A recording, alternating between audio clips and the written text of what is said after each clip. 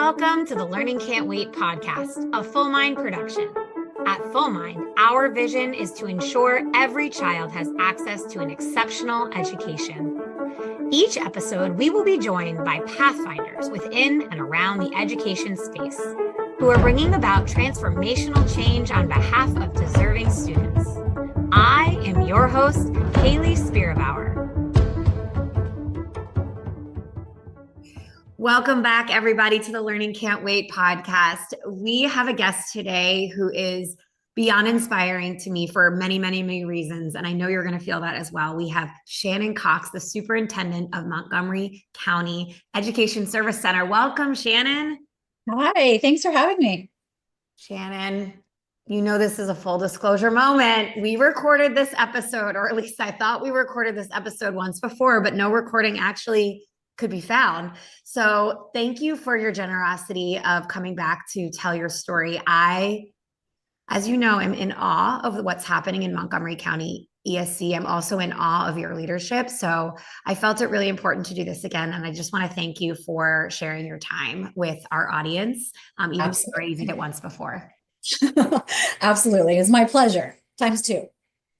Shannon, can you please tell the audience how you came to be the professional and personal version of yourself?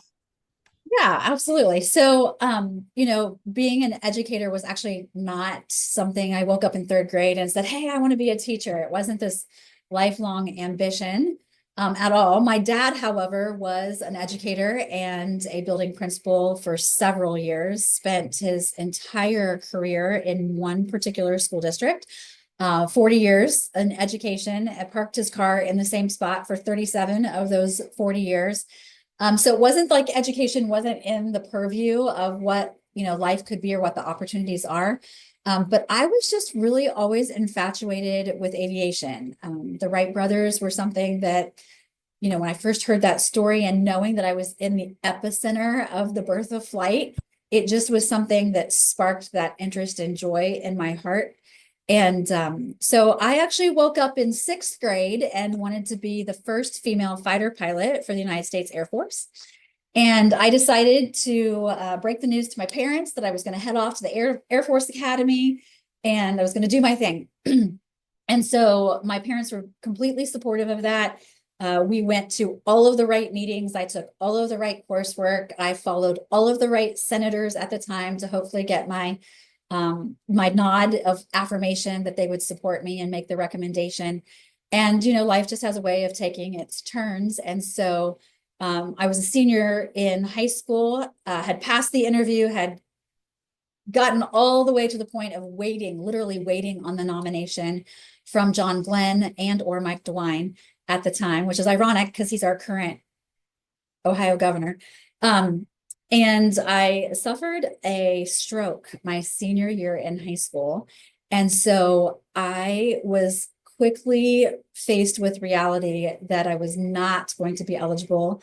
I don't hold it against the United States military in any way, shape, or form that they would put somebody with a medical issue into a $1 million plane and say, hey, have at it. So, but what it was a real quick way to say, okay, but what am I going to do with my life? What are these other opportunities? And so what I didn't really realize at the time, but quickly became very keen to, was that I had developed some skills and aspirations, and I had met people that allowed me to really navigate my current situation, heading into college in a different capacity, hurrying up and having to do actual college applications, because I honestly had not applied to any other college other than the academy, because I was pretty convinced that was going to be my path in life. And so we did that. And we did that as a family unit, but I did that as a young woman. And so I landed at Miami University in their College of Education. And so once I became a teacher, it was a pretty typical trajectory within the educational setting. I taught for several years. I was in the junior high. It was where I just found the kids that I loved the most. And my dad looked at me and he said, what are you doing in junior high? Like they have a heavy sighing and a lot of eye rolling, but they were my people. And so, again, pretty typical trajectory. I was an athletic coach at the time. I went back to school, got my master's, and, it led to that that sequential career progression that I became a building principal. That is the best job on the face of the planet. Someday I will do it again. And then went into a central office curriculum director position, and then landed myself in an associate superintendent position, and then in a superintendent position. So professionally, it was, again, once I got into the field, it was a pretty typical trajectory. Personally, I have a husband of 32 years at this time, and we dated before then. I have 2 adult children, a grandchild, and so professionally, again, pretty typical. Personally, also pretty stereotypical, but here I am today doing what I love to do. So first of all, thank you for being so vulnerable and sharing that story with everyone. As a person who had to also change their career path because of my health, I know that you grieve a lot, Yeah. both in that moment and then for a really long time. So I can empathize with the experience you had, but also am grateful that you've wound up here because your impact is so significant on so many children and so many teachers as well. I know though that you did get in that plane, that I do. $1 plane. Can you quickly tell that anecdote? Because your face lights up whenever you talk about this. And so well, the listeners might not be able to see your face. They will be able to hear your joy. Absolutely. So yeah, just please know I am smiling ear to ear because every time I think about it. So in the job that I have now, I get to do some really cool things. And so I interact with a board that puts on air camp. So think space camp, but airplanes. Again, we're here in the Dayton region. I've been on the board since forever, it seems like. Our institution, the ESC, helped create the curriculum for this camp, but it was a camp for students at first, and then it became a camp for teachers. And we put through participants, we put them through a week-long immersive experience that gets to experience all the different types of jobs. Because when we think aerospace and aviation, we are sitting right here on the heels of the Dayton International Airport and right outside of the gate of the United States Air Force Base that sits here in Dayton, Ohio. And so because of that, air camp just seemed like a really great thing, and exposure and awareness for kids and adults. And so we take these participants through a week-long immersion camp. And at the end of the camp, they get to fly a Cessna. They do get to co-pilot, I should say, a Cessna airplane. And so been on that board for a while, helped create the curriculum. And so got to know a lot of the founders, and they're folks that also sit on the board of our Dayton Air Show board. And so the Air Show fluctuates between every other year. They have either the Thunderbirds or the Blue Angels. And so the Blue Angels have this beautiful program called Community Key Influencer. And so I was nominated by one of my Air Camp board founders to be that community influencer for the work that I get to do and have the privilege of doing here in the Dayton region. And I was among probably a handful, I think, of key community influencers, and I got it. I got the gig, and the gig is a ride in a Blue Angels jet. It's an F-18 Super Hornet. I was in the plane over an hour. I was in the air for 57 minutes. It was the best 57 minutes of my life. And I'm so sorry to my husband and my children, but it really was. You're like, it didn't involve them, and it was the best moment of my life. They were on the ground watching, and I appreciate that, but it was the best experience of my life. So, we try really hard to make sure that kids know what opportunities they have in life. And I had an opportunity that was taken away from me because of a health issue. But what we don't do is we don't ever squelch dreams. We don't ever tell students that they can't dream and have aspirations to be anything they want to be. I was not able to be a pilot for those health reasons, but I still got the ride. I still got the ride of a life. I got to surf the clouds. I got to do I shouldn't say I got to do a lot of the maneuvers. I pulled 7.46 Gs. I did not throw up. You did not? I want to throw up just thinking about that, Shannon. Like, that is, woo. No, I didn't throw up, and I didn't stomach. Did not pass out, made it through. And it was great. And we have video of everything. So every once in a while I go back and watch the video just to re-experience it. But Amazing. It was a full circle moment in life. Let me say it that way. Totally, totally. Thank you for sharing that. You know, you just spoke a little bit about not squelching dreams. And one of the things that you're well known for is being a champion of the concept of the future self vision for students in Montgomery County. Can you talk a little bit about what is that future self vision and what inspired you to champion it?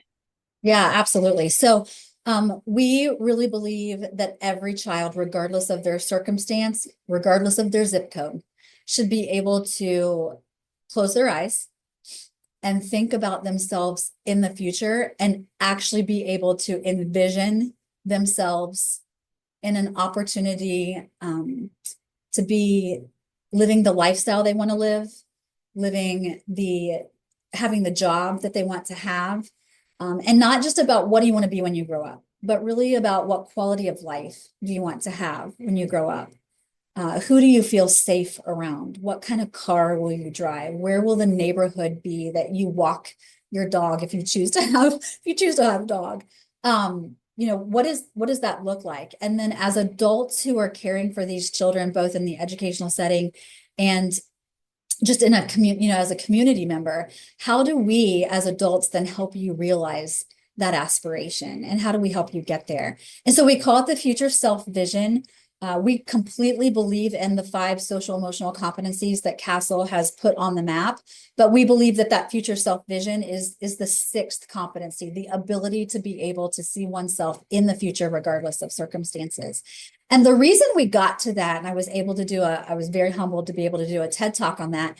But the reason we got there is because we had staff members that were working in school districts, and they were asking that age-old question of what do you want to be when you grow up? And again, we try not to ask that question anymore. We try to ask, what quality of life do you want to have when you grow up? But they were asking the age-old question, what do you want to be when you grow up? And we literally had 5-year-olds, 6-year-olds, the students, the scholars that are still full of curiosity and intrigue. And they could not answer the question because they literally did not have the hope inside of them that there was possibility of future for them because of their circumstances. And that's when I said, I didn't just call a timeout. I called the full court timeout. Like, everybody on the bench, we're going to talk about this and we're going to figure out what to do about it. Because as leaders in the education sector and leaders in the community, on our watch, that's not going to happen. I will not apologize for taking that time out. I will not apologize for the work that we're about to do or that we have done since that moment. It's been politically polarized that we should not help children have those social and emotional skills, and not on my watch. We're not going to do that. It's so wild. Yeah, I don't care what side of the aisle you sit on. I don't care what semantics I have to change. Because those skills are employability skills, those skills are human skills, those skills are skills that every human needs to survive. I cannot stop the life challenges that happen, right? I could not stop that stroke that I had when I was a senior in high school. I could not stop the 15 tornadoes that rolled through this community in 2018. I could not stop the mass shooting that happened in 2019. I certainly couldn't help the pandemic that rolled through this entire world in 2020. I can't stop the things that happen in life, but what I can do, and that the thing that I am committed to doing, is making certain that our students have the skill sets and the competencies that they need to be able to navigate those life challenges. And so that's what future self vision is all about. It's so incredibly powerful to hear not only your passion, but how much you have prioritized this work on behalf of deserving students. As someone who really seeks to just be surrounded by people who care deeply and who work hard in this world, you truly top my list. And I am so grateful to know you and to learn from you. Can you share a little bit more about what this looks like in action? So, of course, you're leading your community with this theory, but what does it look like in practicality? Like, if a superintendent is listening or a school leader is listening and they're like, that sounds great. How do I do that? What are some like actualities of this in your community?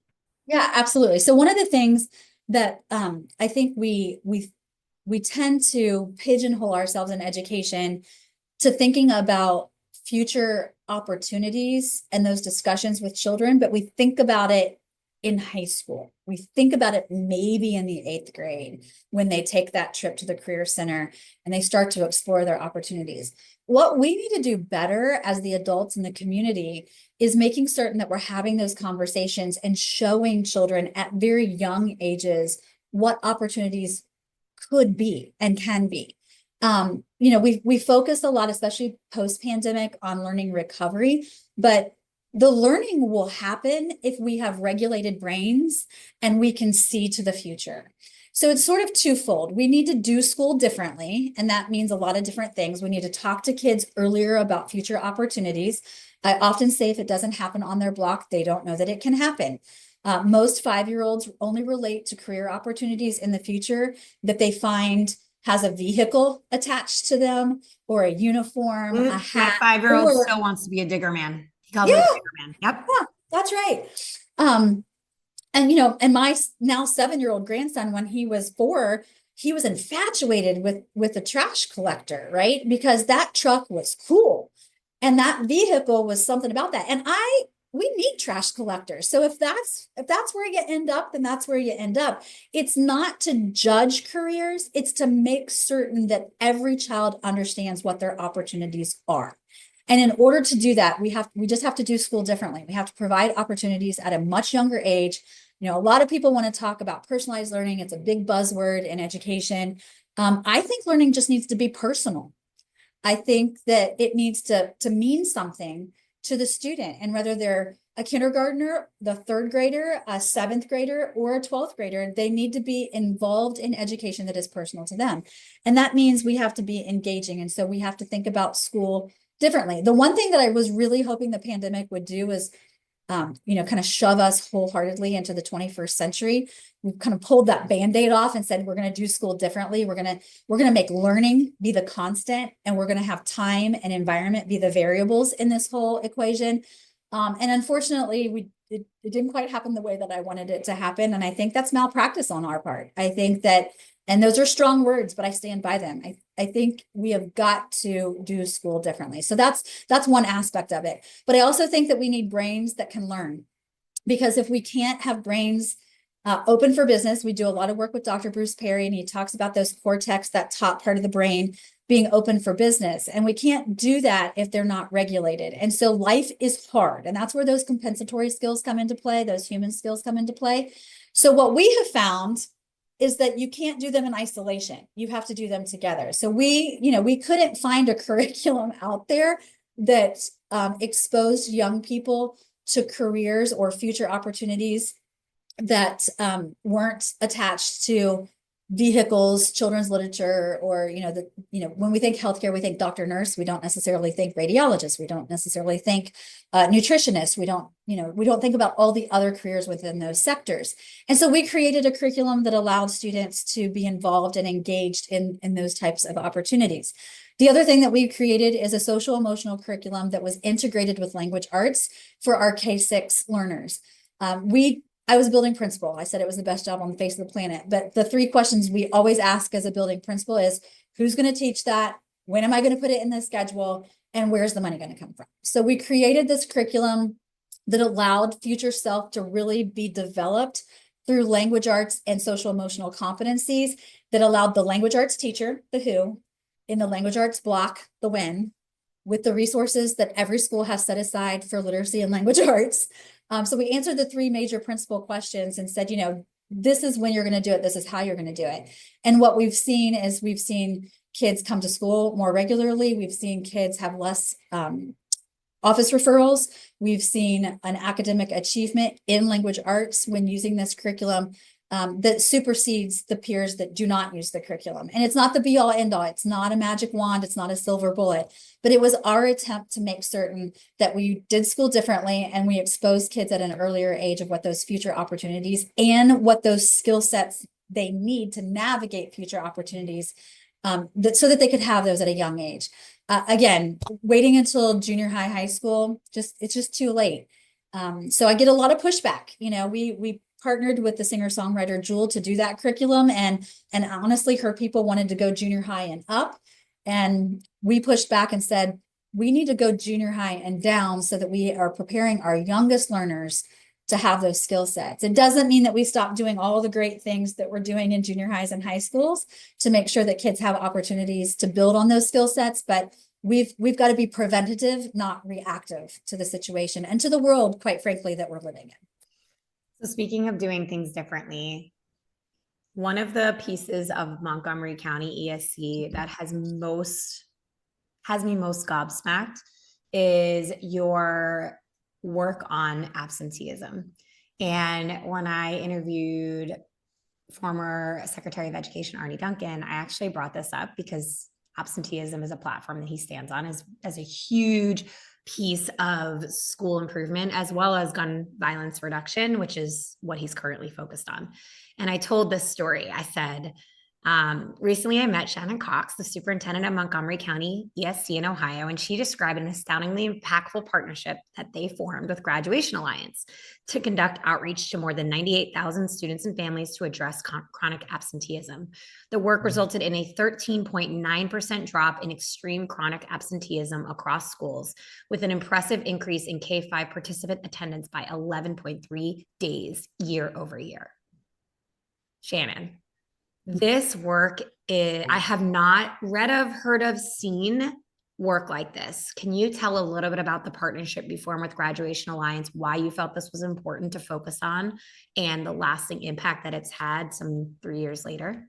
Yeah, 100%. So we actually were introduced to Graduation Alliance as a dropout recovery program through our business community. One of the leading trade organizations, which is the Dayton Region Manufacturers Association here in the Dayton area. Their president of DRMA came to me years ago and said, listen, we're struggling with workforce. And again, this was years ago. This was pre-pandemic. This is pre-everything. But they knew they were struggling with workforce in the manufacturing sector already. So she brought the company to me. We were introduced to them as a dropout recovery program. And we started in that lane, but what we really realized is they really were an at-risk student program. So whether the kids had already dropped out or we were actually going to try to stop them from dropping out, we engaged in a partnership with Graduation Alliance, and they've been fantastic.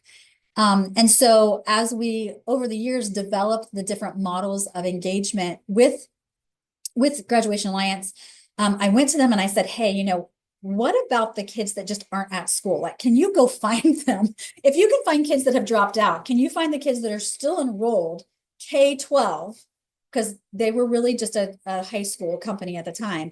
But K-12, can you go knock on the doors of these families and see if we can get these kids back to school? Because one of the measurements of success that we had established with Graduation Alliance was, did we get kids back to their home school, or did we just get them back in school? And either way, it was a success story.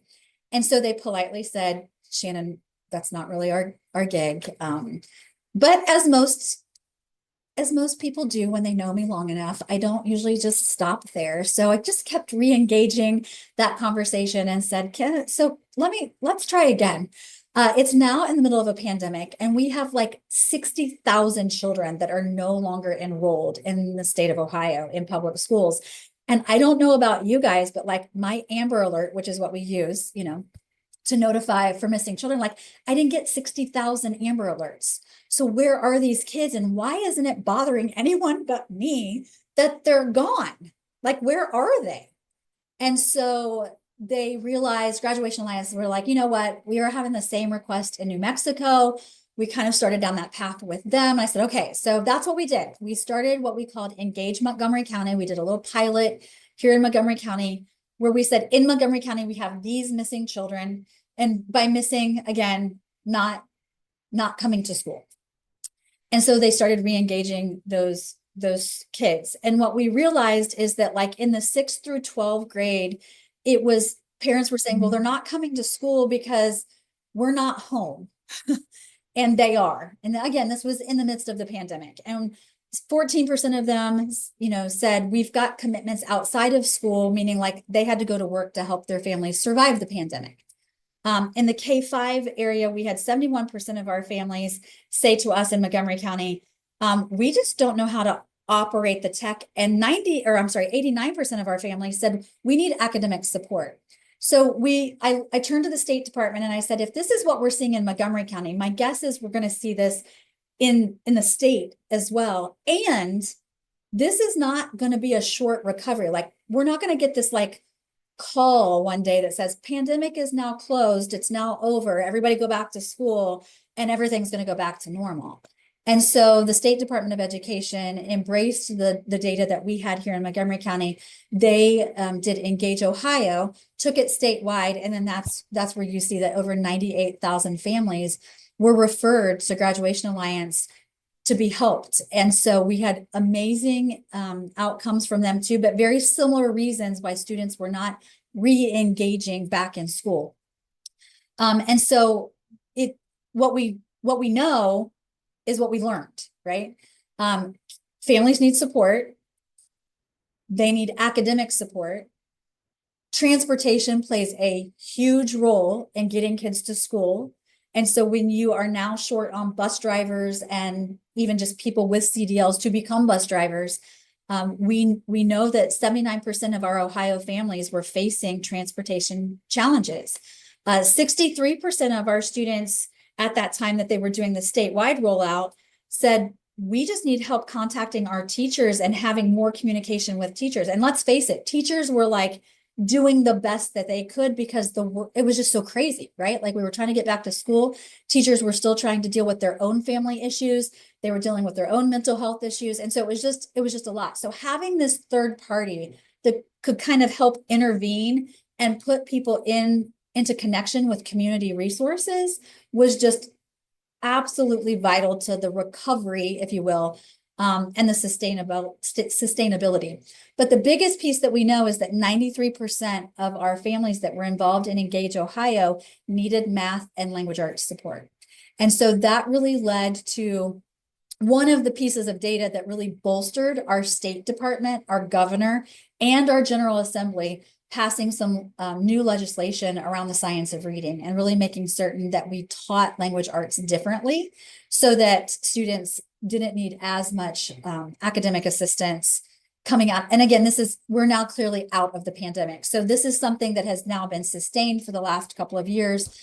We've got resources, we've got new training for teachers, the ESCs are eyeball deep in providing that professional development. And we've got coaches going in and helping kids, families, and teachers give the supports to families and students around literacy. And we also know that a little bit of the reason that we're still dealing with some absenteeism across the nation is transportation is still an issue across the nation, and housing insecurity. I don't have much control over those things. Again, it goes back to that. But what I can do is make sure that we're providing as much professional development and family resources to our community as possible. But having that third party connection and Graduation Alliance just knocked it out of the park when it came to that. Wow. I'm astounded by the impact that this work had. And I get every chance I can to tell the story I do, because I do think that absenteeism is a huge issue still in the US, like you named. It has gotten worse in many places, and it is so impactful in the long-term trajectory of kids' lives. So it is something that we all should be thinking about, and you've provided some amazing blueprints for how people can tackle it. And Haley, I think that if we come full circle with this really quickly, like the attendance is an issue, but if time and environment are the variables and learning is the constant, again, we need to do school differently so that if we do have families that do have transportation issues, we're still providing education. If we do have families that have outside obligations that their young people have to work, we started a driver's ed program here in Montgomery County just this past school year, because we realized that a lot of students, it's not just the big yellow bus that's the transportation, like people can't get to work. And also people didn't learn how to drive through a class. They waited till they were 18, took their test. And so they don't know the rules of engagement on the road. Right. A safety issue, right?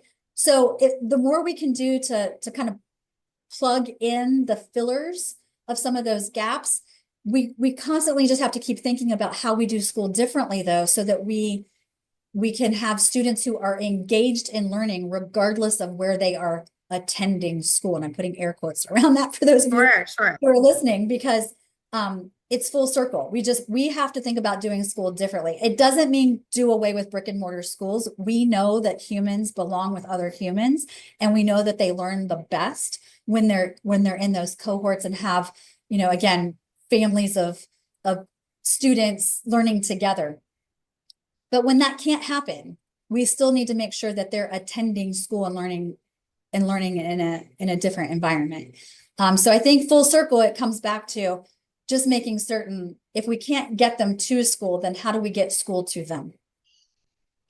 Oh, Shannon, wildly, we're at our final question, which I know that you have spent years in different phases of school systems as teacher, as an assistant principal, as district leader, and now as the superintendent of Montgomery County in Ohio.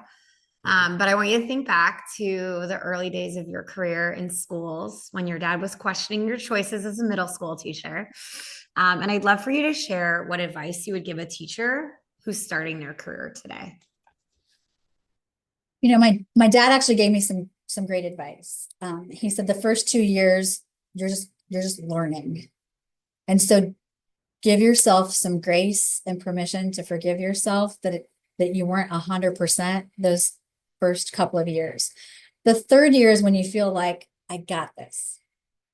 But in year 5, you're like, I can do this with my eyes closed.